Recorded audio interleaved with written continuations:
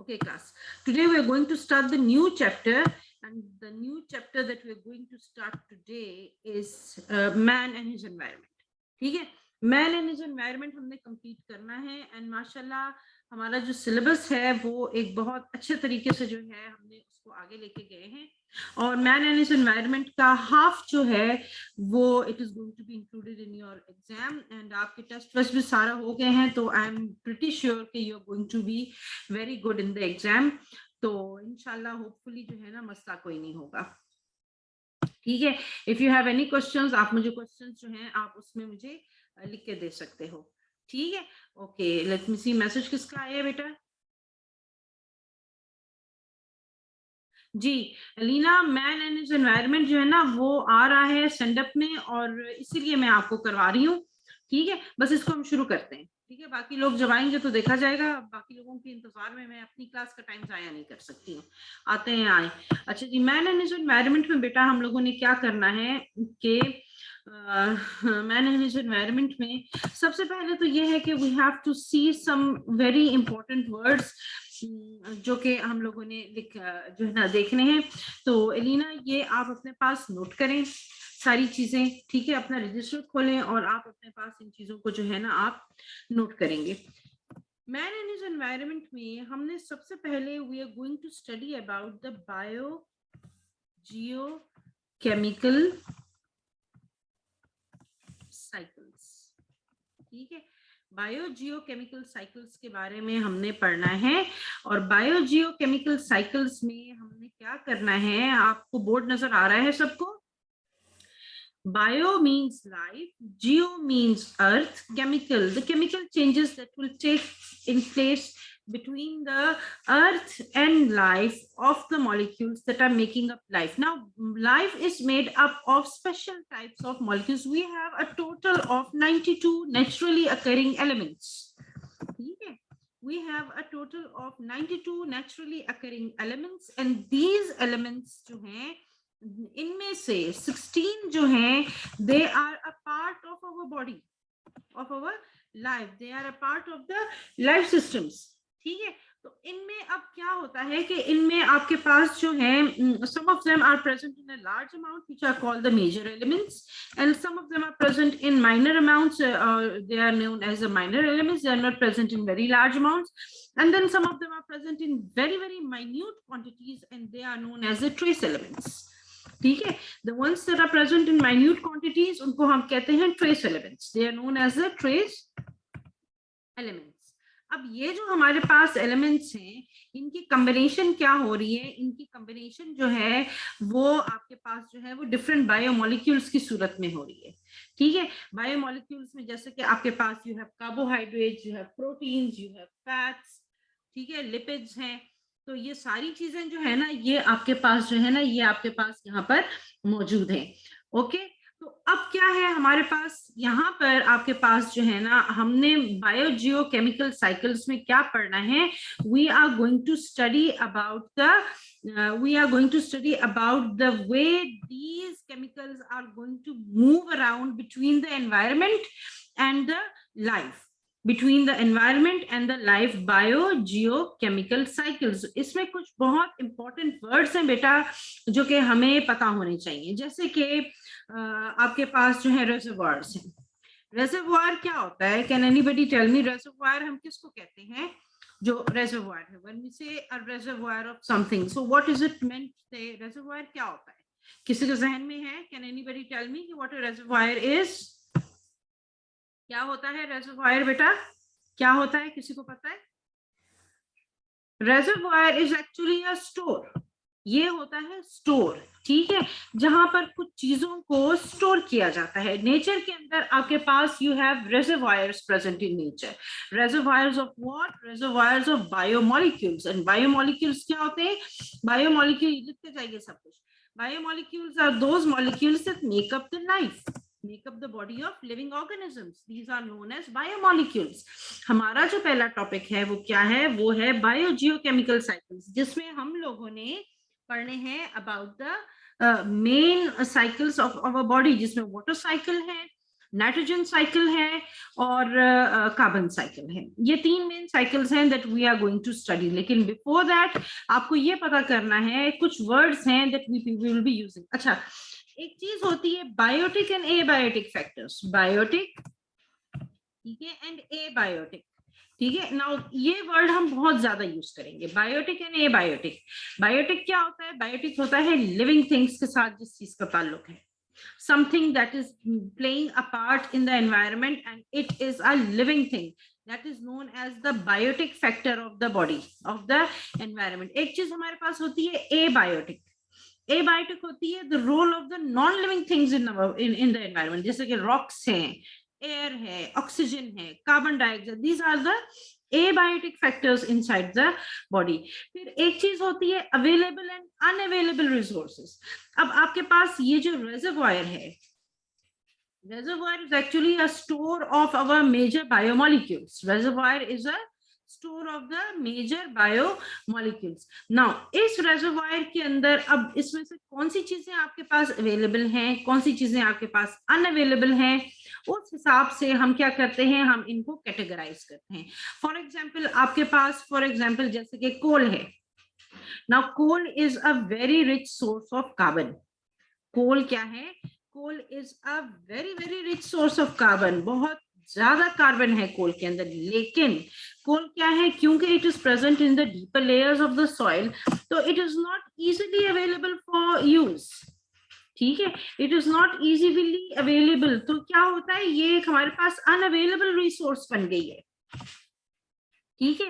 इसी तरह हमारी बॉडी के लिए we need water, and I told you people that 75% of our earth is made up of water, जिसमें से जो 3% है वो क्या है, वो यूजेबल वाटर है, फ्रेश वाटर है। और इस 3% में से हमारे पास क्या है, 2% जो है, this is present in the glaciers. इस 3% में से 2% जो है वो हमारे पास ग्लेशियर्स के अंदर प्रेजेंट है। This is present inside the glaciers, ठीक है, ये ग्लेशियर्स के अंदर प्रेजेंट है। मतलब आपके पास जो 75% में से जो 3% यूजेबल वाटर है, उसमें से 2% जो है वो it is in the glaciers, and glaciers के अंदर जो है इट इज नॉट अवेलेबल, तो वो आपके पास एक नॉन अवेलेबल रिसोर्स है। सिकंदर बेटा, एनी किसी का भी कोई क्वेश्चन हो तो आप मुझे टेक्स्ट कर दीजिए फौरन, कोई भी पॉइंट हो आप मुझे टेक्स्ट कर दीजिए, आप लोगों के क्वेश्चंस बहुत अच्छे होते हैं, ठीक है। तो क्वेश्चन आप टेक्स्ट कर दीजिए, तो फिर उसके बाद उसी वक्त में आंसर। अच्छा, और पीछे आपके पास 1% जो है वो आपके पास अवेलेबल है, जो कि हमारी जमीन के ऊपर प्रेजेंट है, जिसको हम इतना बेतहाशा जाया करते हैं, इतना ज्यादा वी वेस्टेड सो मच, जमीन भी धो रहे हैं। ओके बेटा, Sikandar is saying no question so far. Questions are always welcome from everybody, ठीक है, do not hesitate to ask questions, I like it when you ask questions. तो 1% अवेलेबल है, मीठा पानी है, फर्श धो रहे हैं, सड़क गीली कर रहे हैं, छिड़काव कर रहे हैं, ये कर रहे हैं, वो कर रहे हैं, और क्या कर रहे हैं, जाया कर रहे हैं। 2025 तक प्रेडिक्शन है कि about 2/3 of the world's population is going to be in a very very serious water trouble। Water उनके पास अवेलेबल नहीं होगा, ठीक है। तो अब हम जाते हैं टुवर्ड्स द साइड। अच्छा बेटा जी, एक प्रॉब्लम आ रहा है मेरे जूम के साथ, अगर आपके पास जो है ना ये चीज कहीं पर स्टक हो जाती है तो आप मुझे बता दीजिए, मैं इसको फिर दोबारा से स्क्रीन शेयर आप लोगों के साथ करूंगी, ठीक है। और हाँ, दूसरी बात ये है कि you people were late for the class today, my class starts at 10:45 and you must be present in the class at 10:44 when I open the class, ठीक है। आई डोंट लाइक इट कि some other person should take the time of my class, और मैं जो है ना, because I don't like to take the time of any other person, ठीक है। तो you better try to come to the class as soon as the class is open, because आपके पास बीच में 5 मिनट्स का ब्रेक आ रहा है। तो अब मैं ये बहाना नहीं सुनूंगी कि हम दूसरी क्लास में थे और फलानी क्लास में थे, ओके। तो शायान, आप इस क्लास के मेंबर हो, ओके। नेक्स्ट आपके पास क्या है, biogeochemical cycles, introduction to the chapter of man and his environment. ये चैप्टर आप लोगों के कोर्स में शामिल है for the stand up exam. माशाल्लाह, you people have gone very well in the syllabus. ये हमारा कंप्लीट हो जाएगा, इसका हाफ आप लोगों को स्टैंड अप एग्जाम में शामिल है, and hopefully we will be completing the syllabus right on time also. Okay, reservoirs, reservoirs I have told you people write it down, registers निकालें, बुक्स निकालें, नोट करें चीजें। ऑर्गेनिक एंड इनऑर्गेनिक रेजर्वायर्स आपके पास होते हैं। ऑर्गेनिक रेजर्वायर्स क्या है? जो कि आपके पास ह्यूमस है। ओके बेटा, ओके बेटा। तो आपके पास जैसे कि ह्यूमस कंटेंट है, हसनैन आवाज आ रही है? ह्यूमस है, ऑर्गेनिक मैटर है आपके पास, ठीक है। रेजर्वायर आपके पास लिविंग बॉडीज के अंदर जो ऑर्गेनिक मैटर है, कार्बोहाइड्रेट, लिपिड, प्लांट्स के अंदर आपके पास, फ्रूट्स के अंदर है, लीव्स के अंदर है, लिविंग ऑर्गेनिजम्स हैं, ठीक है। वो लाइफ के अंदर भी वो उनके लिविंग रेजर्वायर्स हैं। फिर उसके बाद डेथ के बाद वो ऑर्गेनिक सोर्सेस बन जाते हैं, ठीक है। ये आपके क्या हैं? ये आपके स्टोर्स हैं of material. These are the stores of the material. फिर आपके पास इनऑर्गेनिक रेजर्वायर्स हैं। इनऑर्गेनिक रेजर्वायर का बहुत बड़ा एग्जांपल हमारे पास क्या आता है? जल्दी से 1 सेकंड के अंदर बताइए। सबसे बड़ा इनऑर्गेनिक रेजर्वायर हमारे पास क्या है? बताइए, जल्दी से बताइए, जिसमें से हम केमिकल्स को यूज करते हैं। अर्थ है, ठीक है। सिकंदर, अर्थ के अंदर आपके पास ऑर्गेनिक भी है। प्योरली इनऑर्गेनिक रेजर्वायर हमारे पास क्या है? बहुत इंपॉर्टेंट है, सबसे ज्यादा इंपॉर्टेंट है, सब यूज करते हैं। क्या है? सी वाटर नहीं है, नहीं है, एयर है। Air is a very very important reservoir, ठीक है। एयर का वो रेजर्वायर है जो कि इतना लंबे टाइम तक आपके पास मटेरियल को रखता ही नहीं है बीच में, ठीक है। तो एयर जो रेजर्वायर है उसको हम एक्सचेंज पूल भी कहते हैं।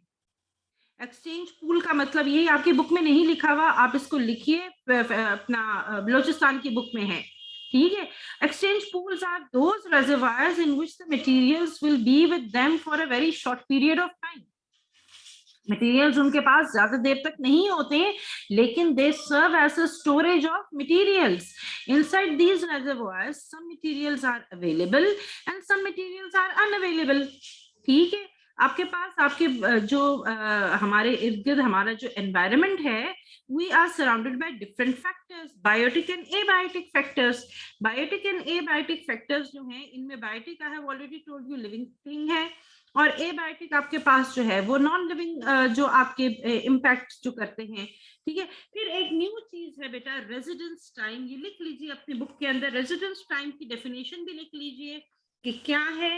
The period of time that a chemical is held in one place is called its residence time, ठीक है। अब जैसे carbon is held for a relatively short time in plants and animals as compared to the coal deposits। अब आप देखें, कोल का residence time बहुत ज्यादा है, and the residence time of carbon is so short if it is in the form of carbohydrate, protein, lipid। थोड़ी देर के लिए it is present in this form, फिर respiration होती है, breakdown हो जाता है। रेजिडेंस टाइम होता है the period of time that a chemical is held in one place, ठीक है। या आप कह सकते हैं the length of time a substance remains in the absorbed, suspended or dissolved state is known as the residence time। ये चीज आप लोग अपने पास नोट करें। अब हमने जो पढ़ने हैं मेटाबॉलिक प्रोसेसेस, जिसमें बायोजियोकेमिकल साइकिल्स हैं। Biogeochemical cycles is actually run by specific metabolic processes, and those metabolic processes जो हैं they are taking place in the environments that are all around us. जैसे कि एयर में अगर हो रहा है कोई बायोजियोकेमिकल साइकिल का phase, that is called the atmospheric phase of the biogeochemical cycle. अगर वाटर में हो रहा है इट इज कॉल्ड हाइड्रोस्फेयर, और अगर जो है वो अर्थ के ऊपर हो रहा है, आउटर लेयर ऑफ अर्थ में हो रहा है, then that is called the lithosphere, ठीक है। ये आपके पास जो है ना इंट्रोडक्शन आ जाती है बायोजियोकेमिकल साइकिल्स की। मैं स्लाइड चेंज कर रही हूँ। वाटर साइकिल हमने पढ़ना है, नजर आ रहा है सबको? Water cycle